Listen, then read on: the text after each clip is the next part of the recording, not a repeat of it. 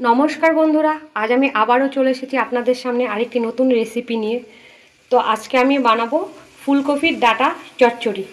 তো দেখুন এটা কিভাবে বানায়, একটু অন্যরকমভাবে আমি বানাবো।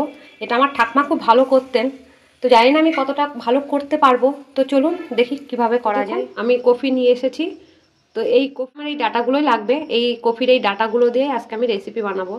তো চলুন দেখি কিভাবে বানানো যায়। তো এই ডাঁটাগুলো আমি কেটে নেব। এটা মিহি মিহি করে কাটতে হবে, একদম কুচিয়ে কাটতে হবে। তো আমি কেটে নিয়ে এসে তারপরে আমি আপনাদের সামনে দেখুন আমি এটা কেটে নিয়ে এসেছি। এরকম পাতলা পাতলা করে কাটতে হবে কপির ডাঁটাগুলো। আমরা কপি খেয়ে কপির ডাঁটাগুলো ফেলে দিই, কিন্তু কপির ডাঁটা দিয়ে যে এত সুন্দর একটা রেসিপি হয় অনেকেই জানে না। তো যাই হোক, আমার কাটা হয়ে গেছে। এদিকে আমি কড়াইতে জলও গরম বসিয়ে দিয়েছি। তো আমি এগুলো দিয়ে দেব। এটা সেদ্ধ করতে হবে, কিছুই না, জাস্ট জলের মধ্যে একটু ভাপিয়ে নেব। এবার এটা আমি ঢেকে দেব। তো আমি দেখে নেব কতটা সেদ্ধ হয়েছে। তো দেখুন এটা ফুটতে লেগেছে। এর মধ্যে আমি কতগুলো বুড়া দেবো। এগুলো বুড়াও বলে, আবার অনেকে বটবটিও বলে। তো এটা সেদ্ধ হতে চায় না, ওই জন্য আর কি একটু এর মধ্যে ভাপিয়ে নেব। আমি ঢাকা দিয়ে দেবো। দেখুন আমি ঢাকনাটা খুলে দেখে নেব কতটা সেদ্ধ হয়েছে। তো মনে হচ্ছে আমার সেদ্ধ হয়ে গেছে। পুরোপুরি সেদ্ধ করব না, জাস্ট হাফ ডান করব। তো দেখুন এটা হয়ে গেছে অনেকটাই। আমি এটা নামিয়ে নেব। আমরা অনেকেই কফিটা নিয়ে ডাঁটাগুলো ফেলে দিই, কিন্তু এই ডাঁটা দিয়েও যে অসাধারণ তরকারি বানানো যায় তা অনেকেই জানে না। তো দেখুন এটা করতে বেশি ঝামেলা নেই, কিন্তু এর স্বাদ কিন্তু অপূর্ব হয়। আপনারা একবার এইভাবে ট্রাই অবশ্যই করবেন। দেখুন এটা করতে আমার লাগবে, এখানে আমি মূলো কুচিয়ে নিয়েছি, এরকম জাস্ট লম্বা লম্বা করে কেটেছি।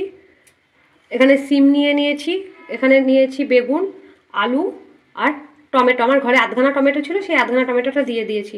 আর দেখুন এদিকে আমার তেল গরম হয়ে গেছে। তো আমি তেজপাতা দিয়ে দিলাম, আর দিয়ে দিলাম একটা শুকনো লঙ্কা, নিয়ে নিয়েছি পাঁচফোড়ন আর জিরে। এগুলোও আমি তেলে দিয়ে দেবো। এখানে আমি নিয়ে নিয়েছি 5টা বড়ি। এই বড়িগুলো আমার লাগবে। তো আমি একেবারে এই তেলের মধ্যেই ভেজে নেব। আপনারা চাইলে কিন্তু আগেও ভেজে নিতে পারেন। তো আমি একবারে এখানে ভেঙে ভেঙে দিয়ে দেবো, আমার একসাথেই ভাজা হয়ে যাবে। তো এবার আমি এটা নাড়িয়ে নেব। আপনারা চাইলে কিন্তু বড়িটা আলাদা করে ভেজেও তুলে রাখতে পারেন। তো আমি একবারেই দিয়ে দিলাম। এটা আমার ভাজা হয়ে গেছে, আমি এটা তুলবো না, আলুগুলো এর উপরে দিয়ে দেবো, নাড়িয়ে নেব। মনে হচ্ছে তেলটা একটু কম হতে পারে, তো আমি জাস্ট আর একটু তেল দেবো, বেশি নয়, জাস্ট একটু তেল দিয়ে দিলাম, কারণ বড়িতে অনেকটাই তেল টেনে নিয়েছে। এবার আমি বেগুনগুলো দিয়ে দেবো, একটু ভেজে নেব আলু আর বেগুনগুলো। এবার আমি বাকি সবজিগুলো দিয়ে দেবো, নাড়িয়ে নেব। আর আমি ঢাকা দিয়ে দেবো। তো এটা হতে থাক ততক্ষণ। দেখুন এখানে আমি নিয়ে নিয়েছি কালো সর্ষে, হলুদ সর্ষে, একটু পোস্ত আর 4টে কাঁচা লঙ্কা। এগুলো আমি বেটে নিয়ে আসি। এবার আমি ঢাকনাটা খুলে দেখে নেব। একটু নাড়িয়ে নেব। আর এদিকে দেখুন আমি এগুলো চিপে নিয়েছি।